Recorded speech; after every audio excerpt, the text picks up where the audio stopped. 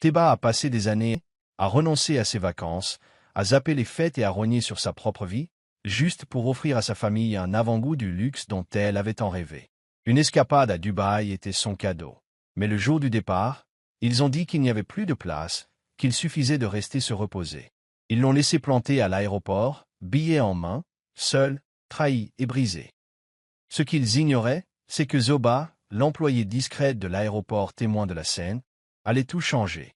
Et lorsque Théba arriva enfin à Dubaï, ce n'était pas en tant qu'invité, mais avec une force bien plus grande. Théba était une femme douce et discrète de Lusaka, qui travaillait dur chaque jour comme couturière. Dès l'âge de 19 ans, elle avait pris la responsabilité de prendre soin de toute sa famille. Son père était sans emploi, sa mère restait à la maison et ses frères et sœurs, plus jeunes, comptaient toujours sur elle pour la soutenir. Pendant 11 longues années, Théba a fait des doubles journées, a manqué les anniversaires et n'a rien acheté de beau pour elle-même, juste pour que sa famille puisse bien manger, aller à l'école et vivre confortablement. Mais cette année était spéciale. Théba avait enfin économisé assez d'argent pour un cadeau important. Elle voulait offrir à sa famille un cadeau inoubliable. Des vacances de luxe à Dubaï. Son rêve était de les voir souriants, détendus et heureux, même si elle devait encore faire des sacrifices. Elle n'a pas seulement payé le billet, elle a soigné chaque détail.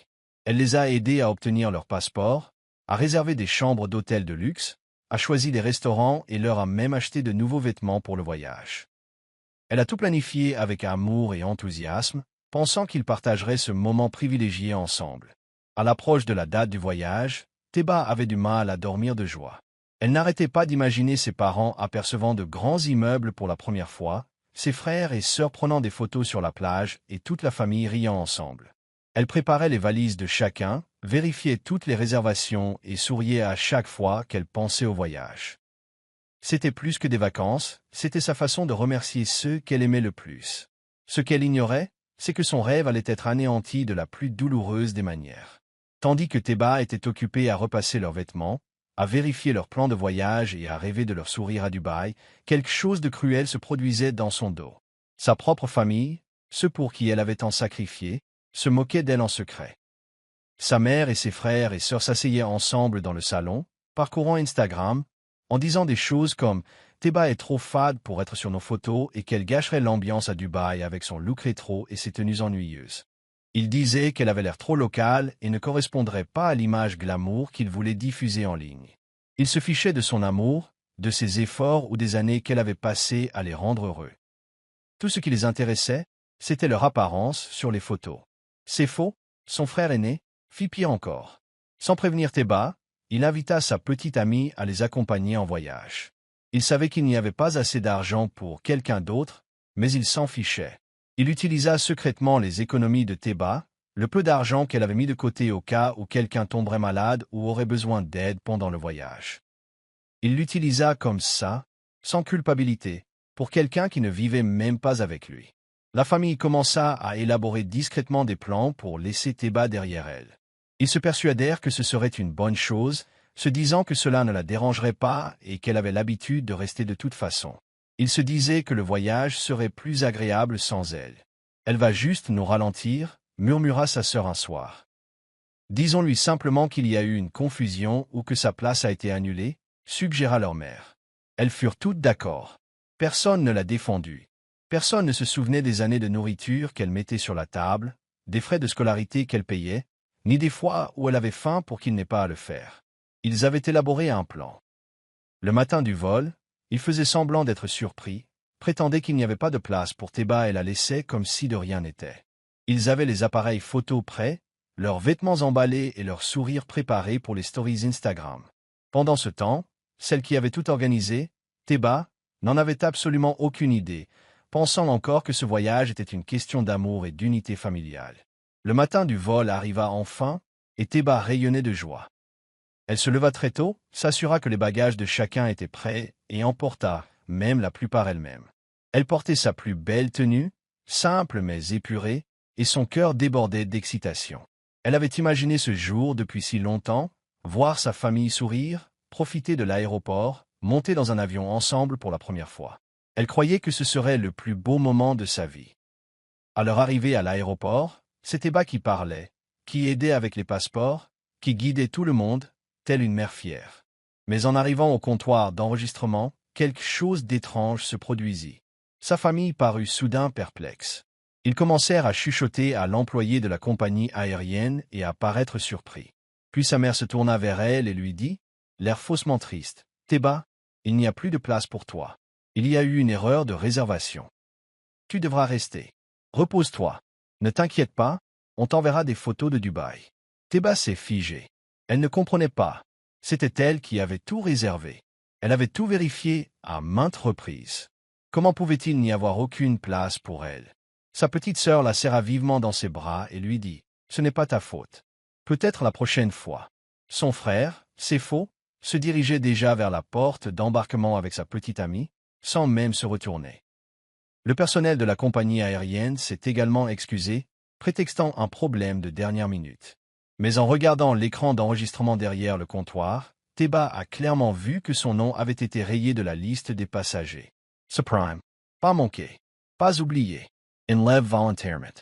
Elle avait l'impression que le sol tremblait. Ses mains se mirent à trembler. Mais elle força un petit sourire et hocha la tête. « Tout va bien, » murmura-t-elle, même si son cœur se brisait. Sa famille s'éloigna en saluant, en riant et en prenant des selfies. Ils ne se retournèrent pas. Teba se tenait là, seule, entourée des valises qu'elle portait. Ceux qu'elle aimait le plus l'avaient trahi de la manière la plus cruelle. Et maintenant, elle était abandonnée. Non pas par accident, mais par choix. Tandis que Teba se tenait silencieusement au bord de l'aéroport, les mains encore tremblantes et le cœur brisé, elle s'efforçait de ne pas pleurer. Elle ne voulait pas faire de scène. Elle ne voulait pas que quiconque voie sa douleur. Elle restait là, seule avec les sacs qu'elle avait portés, esquissant un sourire comme si tout allait bien. Mais ce sourire ne dupait pas tout le monde. Zobé, un employé au sol travaillant à proximité, observait la scène avec attention.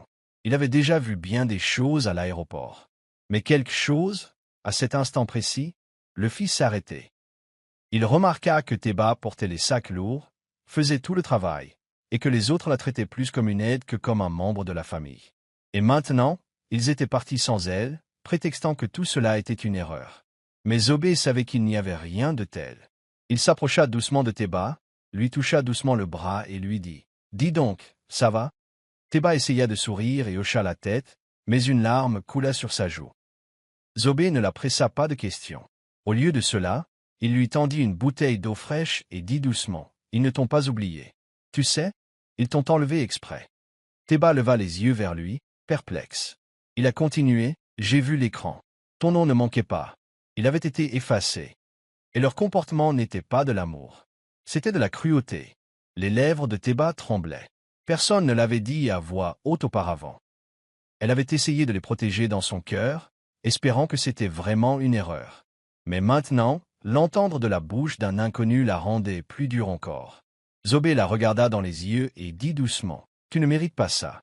Tu as tout fait pour eux, et ils t'ont quand même abandonné. » Puis il sourit gentiment et ajouta, « Laisse-moi t'aider. Je peux vous réserver un autre vol, rien que pour vous, mais seulement si vous acceptez de me laisser gérer les détails. » Pas de questions. Pas de soucis. Fais-moi confiance pour cette fois. Teba ne savait pas quoi dire. Son cœur était encore douloureux, mais quelque chose dans la voix calme de Zobé la réconfortait. Pour la première fois de la journée, elle ne se sentait plus invisible. Elle hocha lentement la tête. Peut-être, juste peut-être, cet inconnu est entré dans sa vie pour une raison. 2 jours après avoir eu le cœur brisé à l'aéroport, Teba embarqua sur un autre vol. Mais celui-ci était différent. Très différent. Zobé avait discrètement utilisé ses avantages aériens, ses contacts personnels et sa générosité pour lui réserver une place en première classe. Teba n'avait jamais franchi cette section auparavant. Elle y était maintenant assise, sirotant un jus de fruits frais, emmitouflée dans une couverture chaude, tandis que les hôtesses l'appelaient « Madame » et lui demandaient si elle avait besoin de quelque chose. Pour la première fois de sa vie, elle se sentait vue, respectée et privilégiée. Elle regarda par le hublot l'avion s'élever dans le ciel. Sa famille était déjà à Dubaï, posant pour des photos, publiant probablement de fausses légendes comme des objectifs familiaux. Mais Teba ne pensait plus à eux. Elle pensait à elle-même, au nouveau chapitre qui avait commencé discrètement au moment où Zobé avait dit « Fais-moi confiance ». À son arrivée à Dubaï, Zobé avait déjà 2 longueurs d'avance. Il l'avait mise en contact avec une créatrice de mode africaine populaire de la ville. La femme, nommée Mirambe, était en panique. Sa couturière avait soudainement démissionné et elle avait besoin d'aide pour coudre des robes pour un gala prestigieux. Zobé lui avait montré le travail de Teba en ligne et Mirambe avait été impressionnée. Teba avait accepté de l'aider. Chaque soir, elle cousait des robes avec des mains soignées et un regard fatigué mais heureux. Pendant la journée, Mirambe l'emmenait prendre un café, lui faisait visiter la ville et la présentait à ses riches clients et amis. Teba découvrait un monde dont elle ignorait l'existence. Un monde qui respectait le talent, la gentillesse et la force tranquille. Les gens ont commencé à remarquer la douceur de Teba et ses talents exceptionnels. Certains l'appelaient les mains magiques de Zambi. Peu importait son apparence ou son origine, ce qui les intéressait, c'était la façon dont elle faisait ressentir les gens et son travail, plus éloquent que n'importe quel mot. Teba ne se contentait plus de faire du tourisme, elle entrait peu à peu dans un monde dont elle avait toujours rêvé. Un monde où elle n'était plus seulement la fille qui payait pour la vie des autres, mais devenait une personne à part entière. Et tout ça? Sa famille n'en avait aucune idée, ils pensaient l'avoir abandonnée. Mais en vérité, ils l'avaient propulsée vers la plus belle période de sa vie. Dès que la famille de Teba a atterri à Dubaï, leur enthousiasme a commencé à retomber. Ils riaient et prenaient des selfies, prêts à partager leur voyage de rêve en ligne. Mais lorsqu'ils arrivèrent au Airbnb que Teba avait payé, quelque chose clochait. L'hôte parut perplexe. « Désolé, dit-il, votre réservation a été annulée. Le paiement n'a pas été effectué. » Ils ont pensé à une erreur. Ils ont vérifié leurs emails, discuté avec l'hébergeur, mais rien n'y a fait. La réservation avait disparu. Plus d'endroits où loger. Pris de panique, ils se précipitèrent vers un hôtel voisin, espérant s'enregistrer et régler les problèmes plus tard. Mais à la réception, une autre surprise les frappa. La carte de l'hôtel, celle que Teba leur avait donnée plus tôt, était désormais refusée. Le réceptionniste la passa sans cesse. Rien, pas d'argent. La famille se regarda, nerveuse et confuse. Sifo, le frère aîné, murmura à leur mère. « Appelle Teba. Elle va régler ça. » Mais ce n'était pas le seul problème. La petite amie de Sifo, qu'il avait emmenée en secret grâce à l'argent d'urgence de Teba, a eu des ennuis à l'immigration. Son visa n'avait pas été correctement obtenu. Elle n'avait pas les documents nécessaires. Elle s'est disputée avec les policiers, provoquant une scène. Les gens la dévisageaient. La famille était gênée et bouleversée. Tout s'effondrait. Sans chambre d'hôtel, sans carte de travail et maintenant avec des problèmes d'immigration, ils n'avaient pas le choix. Ils ont appelé Teba. La voix de Sifo était maintenant douce, presque tremblante. Teba, SILTE plate. On a des ennuis. Le Airbnb a disparu, la carte de l'hôtel ne fonctionne plus et il y a un problème à l'immigration. Pouvez-vous nous aider, s'il vous plaît? Teba regarda son téléphone, vit l'identifiant de l'appelant et répondit calmement. Sa voix était paisible. « Salut Sifo. Je suis en réunion. Je te rappelle plus tard. » Puis elle a raccroché. Pas de cris, pas de larmes, pas de mendicité. Juste un pouvoir serein. Après des années d'exploitation, Teba a finalement compris qu'elle ne leur devait rien. La soirée du grand gala arriva enfin. Il se tenait au célèbre Burj Khalifa, le plus haut gratte-ciel du monde. Des lumières scintillaient de partout, une musique douce résonnait et des voitures de luxe alignées à l'entrée. Des personnalités de différents pays ont foulé le tapis rouge. Mais lorsque Teba est entrée, tous les regards se sont tournés vers elle. Elle n'était pas bruyante. Elle ne portait rien de tapac sans grave-l'œil. Elle portait une belle tenue, confectionnée de ses propres mains. Simple, élégante et puissante. C'était son design, sa couture, sa touche. Et ce soir-là, elle n'était pas seulement une couturière. C'était une star. Le créateur qui l'avait invitée la présenta avec fierté. « Voici Teba, la couturière qui a sauvé mon gala, » dit-il. « Elle m'a été d'une grande aide dans mes moments difficiles. » Les gens applaudirent. Teba sourit timidement, ayant encore du mal à croire qu'elle était là. Mais soudain, quelque chose d'inattendu se produisit. Une célèbre influenceuse nigériane, connue dans toute l'Afrique, était présente à l'événement. Elle diffusait le gala en direct sur sa page, qui compte des millions d'abonnés. Elle a zoomé sur Teba et a dit « Regardez cette reine. Si humble et pourtant si puissante. Son nom est Teba. Souvenez-vous-en. » En quelques minutes, Les internautes se demandaient « Qui est-elle? D'où vient-elle? Est-elle designer ?» Les commentaires ont afflué. Les « j'aime » ont explosé. Et bientôt, un hashtag s'est répandu. Teba la tailleuse, c'est le signe distinctif. De retour en Zambie, et même au Nigeria, au Ghana, au Kenya et en Afrique du Sud, l'histoire de Teba était partagée. Inspiré par sa force tranquille, son talent et son rayonnement, il la connaissait. Elle ne se battait pas pour attirer l'attention. Elle la gagnait avec grâce. Pendant que sa famille luttait et cherchait de l'aide, Teba était célébrée dans la plus haute salle de la plus haute tour. Pour la première fois de sa vie, les gens la voyaient, non pas comme une personne à utiliser, mais comme une personne à honorer. Et le monde commença à connaître son nom. La famille de Teba était dans un état lamentable. Ils étaient passés de l'idée de frimer à Dubaï à dormir sur de petits canapés dans un hôtel 2 étoiles bon marché. Leurs vêtements étaient froissés, leurs visages fatigués et leurs sourires avaient disparu depuis longtemps. Ils étaient affamés, confus et honteux. Et puis, quelque chose de choquant s'est produit. En parcourant les réseaux sociaux grâce au Wi-Fi gratuit de l'hôtel, la sœur cadette de Teba a vu une vidéo en direct du grand gala au Burj Khalifa. Elle est restée bouche bée. « C'est Teba » hurla-t-elle. Tout le monde se rassembla autour du petit écran du téléphone. Elle était là, Teba, fière et rayonnante au milieu des personnes les plus riches et les plus puissantes. Sa robe, son nom, son sourire, tout brillait. Sifo n'en revenait pas. C'est une blague? Leur mère a laissé tomber le pain à moitié mangé dans sa main. Elle est arrivée avant nous. Elles étaient censées profiter de Dubaï, pas dormir dans le hall et regarder leur sœur devenir célèbre. Désespérés, ils sautèrent dans un taxi et se précipitèrent vers le Burj Khalifa, vêtus de ce qu'ils purent trouver. À leur arrivée, le tapis rouge était illuminé par les flashs des caméras. Des agents de sécurité se tenaient à l'entrée. La famille s'approcha, feignant la fierté et l'excitation. « Nous sommes la famille de Teba » dit Sifo avec assurance. « Nous sommes là pour la soutenir. » Mais les gardes ne bougèrent pas. L'un d'eux consulta une liste et secoua la tête. « Désolé, vos noms ne sont pas là », ajouta rapidement la mère. Elle a dû oublier. Dites-lui simplement que sa famille est là. Un autre garde parla doucement mais fermement. Mademoiselle Teba avait dit qu'elle vous rencontrerait après son discours. Pas avant. Ils restèrent là, humiliés. Les gens passaient devant eux en chuchotant et en les regardant. Ils ne pouvaient pas entrer. Ils devaient attendre. Pour une fois, c'était eux qui regardaient dehors, comme lorsqu'ils avaient laissé Teba à l'aéroport. Mais cette fois, ce n'était plus Teba qui implorait leur amour. C'étaient eux qui imploraient son attention. Après avoir prononcé un discours puissant et émouvant lors du gala, Teba est sorti. Les lumières étaient vives, les flashs des appareils photo étaient encore allumés et les gens l'applaudissaient. Mais juste à l'entrée, elle les a aperçus. Sa famille, sa mère, Sifo, sa sœur cadette et son frère, tous agenouillés par terre, vêtus de leurs vêtements froissés, les larmes aux yeux.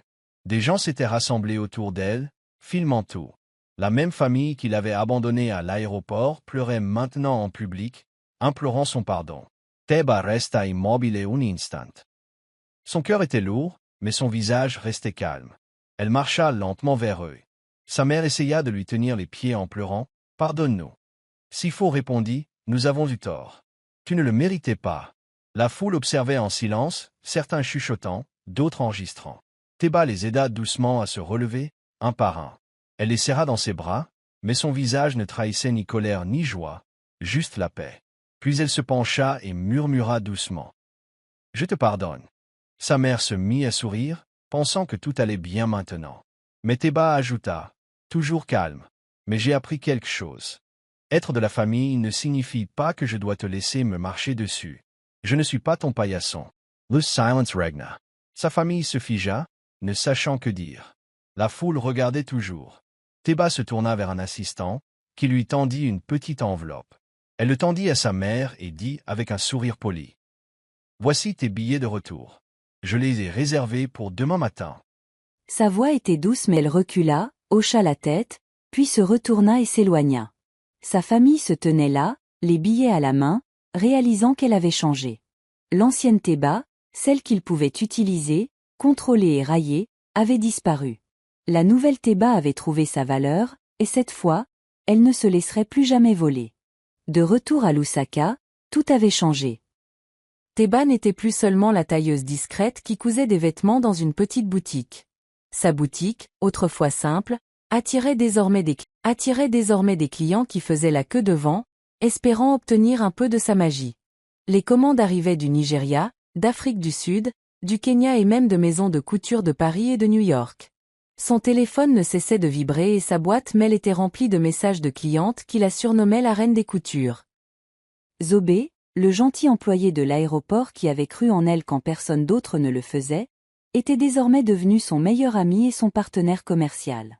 Il l'aidait à mettre en place des systèmes en ligne, à gérer des commandes importantes et à organiser des défilés de mode. Il était à ses côtés, non pas pour la gloire ou l'argent, mais par respect pour sa force et son talent. Et peut-être, juste peut-être, leur amitié prenait-elle un tournant. Théba ne se vantait pas. Elle travaillait dur, restait concentrée et avançait avec une confiance tranquille. Son visage figurait dans les magazines, ses créations étaient portées par des célébrités, et pourtant, elle restait humble. Ceux qui l'ignoraient autrefois cherchaient désormais à attirer son attention. Même des journalistes passaient par sa boutique, espérant entendre son histoire. Pendant ce temps, sa famille a raconté à ses voisins que Théba était occupée ces jours-ci, faisant comme si tout allait bien. Ils agissaient avec fierté, comme s'ils l'avaient toujours soutenue.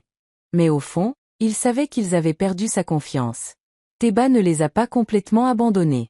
Elle a simplement arrêté de se plier en quatre pour eux. Elle avait fixé sa limite. Théba n'était plus seulement la sœur, la fille ou celle qui donne toujours. Elle était devenue une femme à part entière, une femme puissante qui transformait la trahison en bénédiction. Le voyage qu'on avait tenté de lui voler était devenu le début de son véritable voyage. Elle était désormais tout ce qu'on lui avait dit qu'elle ne pourrait jamais être, et même plus. Si cette histoire vous a touché, ne la faites pas défiler sans la partager. Faites savoir au monde que les personnes discrètes peuvent s'élever plus haut. Tapez « Riz Théba Riz » dans les commentaires si vous pensez que la trahison peut être le début de la grandeur.